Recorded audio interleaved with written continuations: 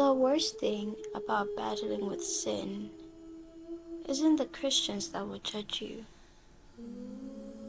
or the preaching that will constantly condemn you, or the outcast status that will constantly follow you. It's the self-hate. It's devaluing your faith before others do. It's condemning yourself like others would do. It's the scriptures that mention your sin, then say, people who do such things will never enter the kingdom of heaven. If I had a moment with Paul, who was first Saul, I'd ask him, why didn't he say what his thorn in the flesh was?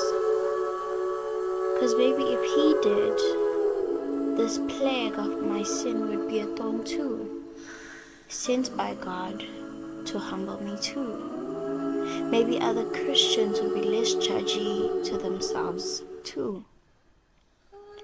I've prayed to God a countless number of times about this sin, because honestly, I can't fly with one wing. I can't serve God wholeheartedly with the struggle within. God, do you really hear me? I've asked. God, will you ever save me? I've asked.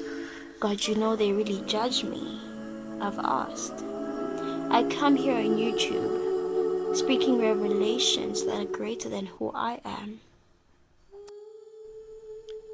that save many souls, but leave mine in pain. Maybe that is God's aim, to humble me through the shame that comes from a self-awareness. Maybe that is God's aim, to teach me grace for others as well as myself. Maybe that is God's aim, to desire mercy and not sacrifice. Maybe that is God's aim.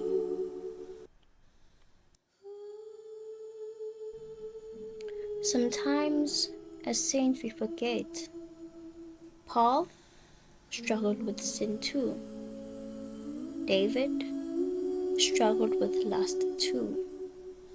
Moses struggled with anger too. And Elijah struggled with fear too.